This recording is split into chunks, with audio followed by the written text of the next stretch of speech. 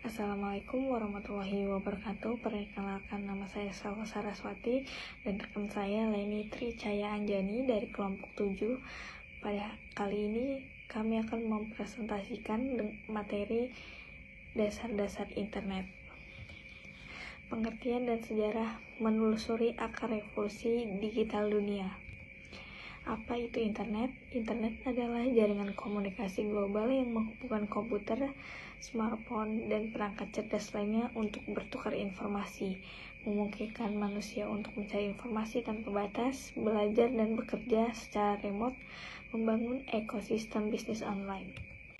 Sejarah singkat dari internet yaitu yang pertama militer, kebutuhan strategis pertahanan nasional, ARPANET, kemudian riset, media pertukaran data antar peneliti universitas, publik, mulai diperkenalkan secara komersial pada masyarakat luas, dan yang terakhir modern, menjadi bagian tak terpisahkan dari kehidupan harian.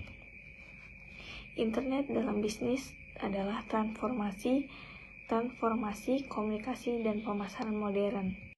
Selanjutnya saya akan menjelaskan tentang fungsi komunikasi bisnis. Fungsi komunikasi bisnis dengan internet memiliki peran penting dalam mempercepat pertumbuhan bisnis. Yang pertama, melalui email atau chat.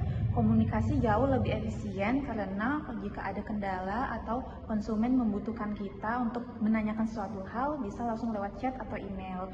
Jadi nggak perlu repot untuk bertemu dengan penjual secara langsung. Konsumen lebih terbantu dengan adanya akses internet. Selanjutnya ada akses pasar, dulu versus sekarang. Kalau dulu akses pasar itu terbatas di satu region saja, misalnya satu desa, satu daerah saja. Sedangkan kalau sekarang akses pasar itu bisa menyebar ke seluruh penjuru dunia, bahkan karena adanya internet, adanya media sosial yang dimana mempercepat iklan promosi suatu produk, jadi lebih dikenal oleh jangkauan luas. Selanjutnya ada jenis layanan internet. Yang pertama ada email, ini untuk mengirim pesan dan dokumen secara resmi dan tepat, biasanya digunakan untuk mengirim dokumen penting. Yang kedua ada website yang berfungsi sebagai media informasi, misalnya data perusahaan dan promosi itu tertera di website. Misalnya perusahaan kita bergerak dalam bidang apa dan produk-produk apa yang kita jual, itu semua ditampilkan dalam website. Nah, yang terakhir adalah media sosial, digunakan untuk berinteraksi dengan para pelanggan atau calon pelanggan dan juga untuk pemasaran. Kalau kita promosi secara online melalui media sosial, kita langsung bisa berinteraksi pada calon konsumen melalui komen. Misal ada yang nanya harganya atau model apa saja, kita langsung bisa balas.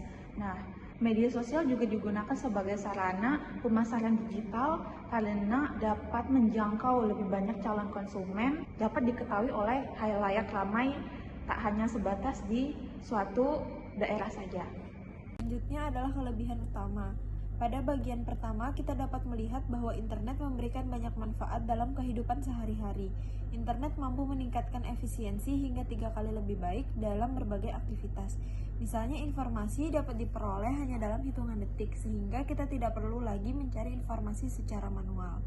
Selain itu, internet juga menghemat waktu operasional, baik untuk belajar, bekerja, maupun berkomunikasi. Di samping itu, penggunaan internet dapat menekan biaya komunikasi dan promosi, karena sekarang banyak aktivitas yang dapat dilakukan secara online dengan biaya yang lebih murah dibandingkan cara konvensional. Yang kedua, kekurangan dan tantangan. Namun, di balik berbagai manfaat tersebut, internet juga memiliki beberapa tantangan. Yang pertama adalah resiko keamanan. Penggunaan internet dapat menjadi korban penipuan online, pencurian data pribadi, hingga peretasan akun jika tidak berhati-hati dalam menjaga keamanan digital. Yang kedua adalah palsu atau hoax. Penyebaran berita yang belum tentu benar dapat menimbulkan kepanikan, kesalahpahaman, bahkan hingga konflik di masyarakat. Oleh karena itu, kita harus memverifikasi informasi sebelum mempercayai atau membagikannya ketika menggunakan internet. Agar internet memberikan manfaat yang maksimal, kita juga perlu menerapkan etika dalam penggunaannya. Beberapa etika yang harus kita lakukan antara lain, yang pertama adalah menggunakan bahasa yang sopan dan santun saat berkomunikasi di media sosial maupun platform digital. Yang kedua, tidak menyebarkan hoaks, fitnah, atau informasi yang belum terbukti kebenarannya. Yang ketiga, menghargai privasi serta hak orang lain dengan tidak menyebarkan data pribadi tanpa izin, dan menghindari segala bentuk cyberbullying karena tindakan tersebut dapat merugikan dan menyakiti orang lain.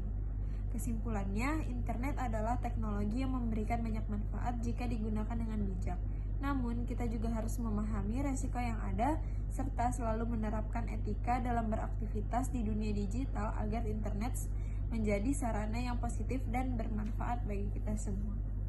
Sekian presentasi dari kelompok kami.